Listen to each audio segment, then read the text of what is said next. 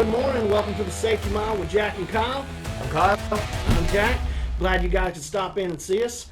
We're going to talk a little bit about PC today. Is that right? What you got? That's right. I'm going to cover up a few things, talk a little bit about some road rage stuff, but let's go ahead and get to those birthdays, man. You got it. All right. Happy birthday to everybody out there. We've got James Thurlow with James a birthday. Thurlow. I just seen him in the break room. Happy birthday, James. Happy birthday, James. Later, I'll come say hey to you. Henry Stoops, Aquarius Johnson, Dedrick Jones, Lenora Williams, Frank Pimentel, Raymond Elgin, Antonio Lopez Reyes, Deborah Anderson, Leticia Romo, and Thomas Goff. Happy birthday, guys. Happy birthday, guys. Hope you have a blessed day. Birthdays again. Oh, there we go. There we go. Anniversaries. Woo. There they are. Okay, anniversary. We got Jamal Turner, Dennis Digit, Jerry Williams, Landon Marshall. Those are anniversaries for this week. There we go. All right. Happy anniversary, guys. Thank you for all your hard work and your efforts you put into us. It's duly noted. Absolutely.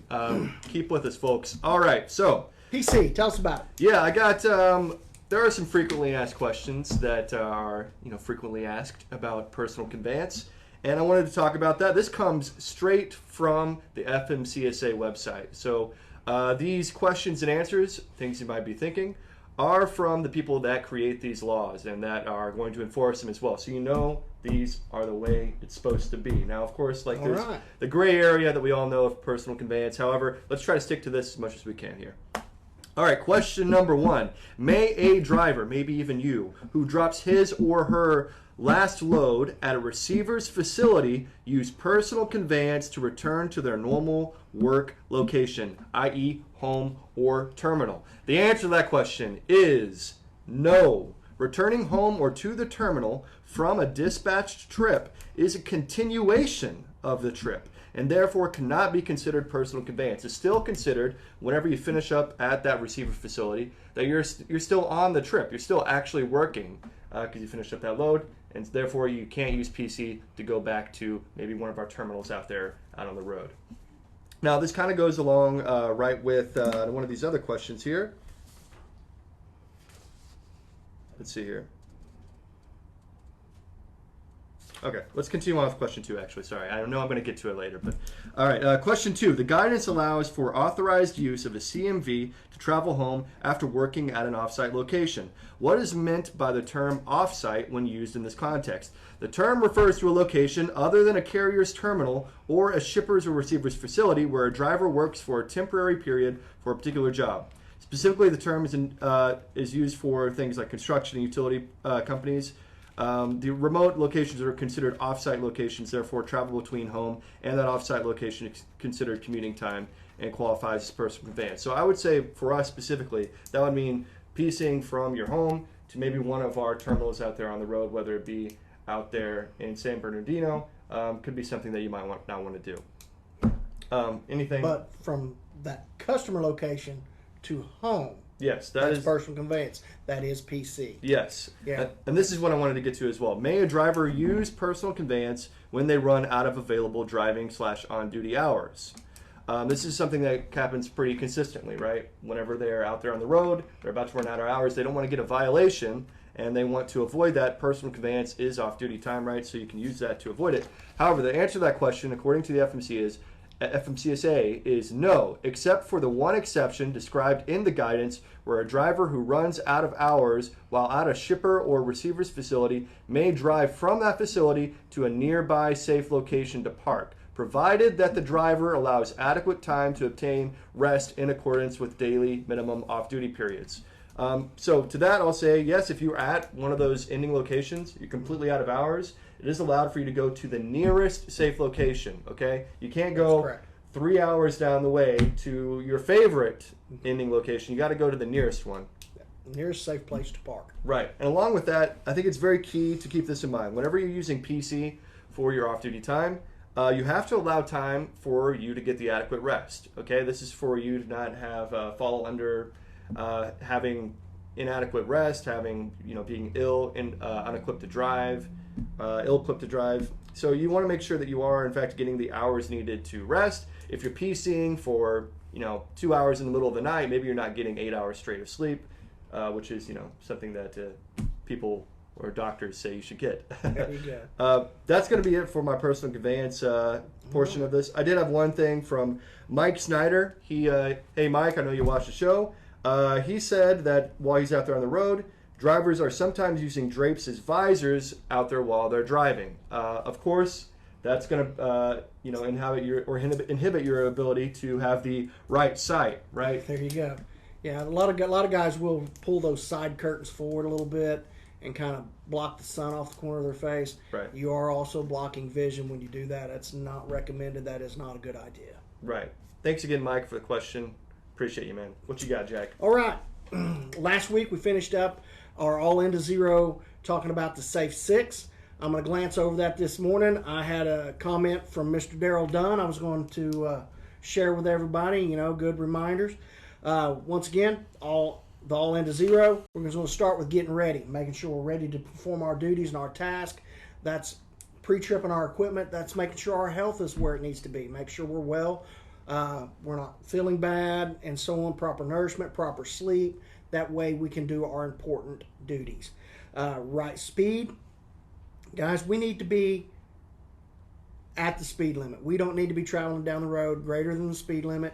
And I honestly prefer to be a little slower than the speed limit, let the traffic kind of move around me. It helps keep my following distance intact by traveling a little slower than the traffic around me. And that following distance is very important for us when we talk about right space.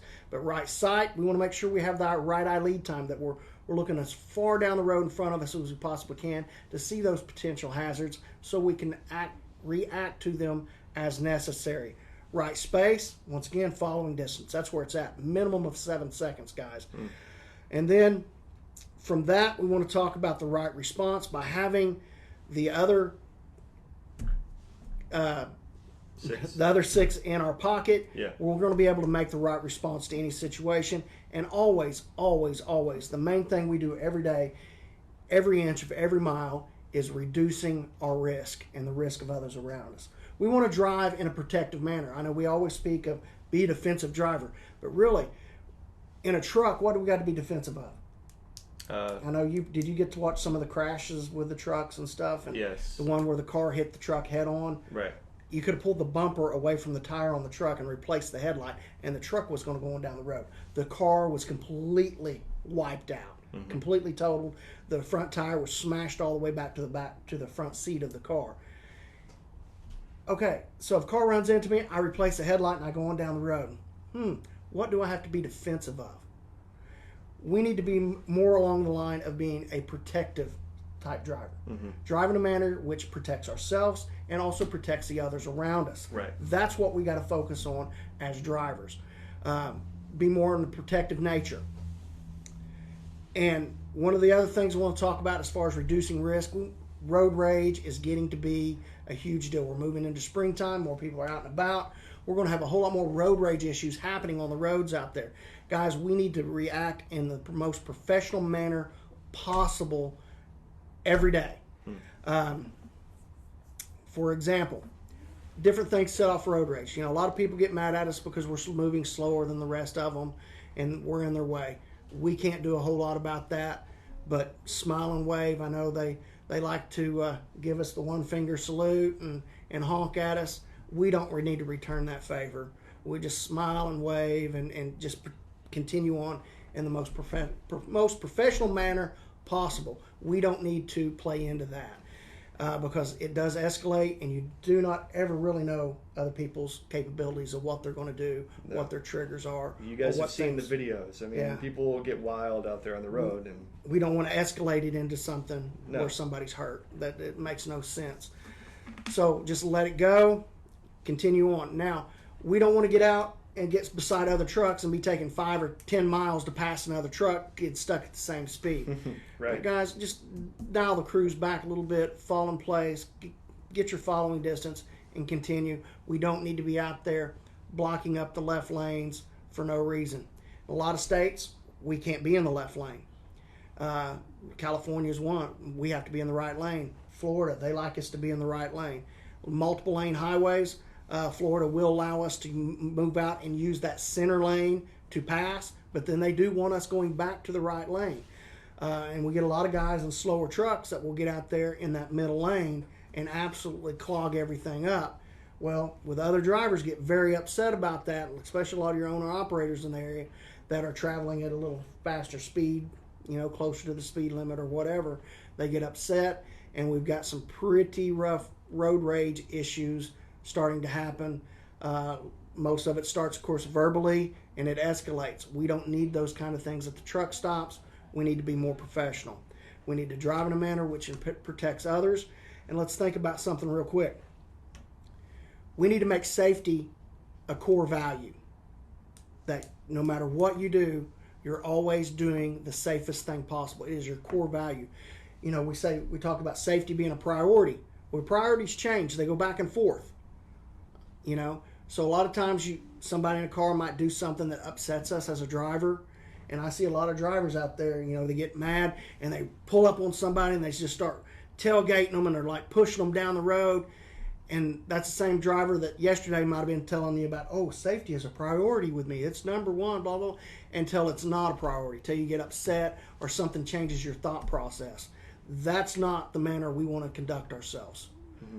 We want to be the drivers on the road that are doing the safest thing possible every day, all the time. We want to make sure safety is our value, not just a priority.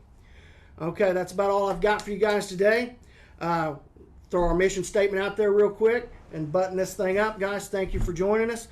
We strengthen our communities by providing safe, reliable, innovative transportation solutions. And our vision to be North America's most trusted transportation solutions provider. We're well on our way, and we're going to achieve it very soon. Thanks for tuning in, guys.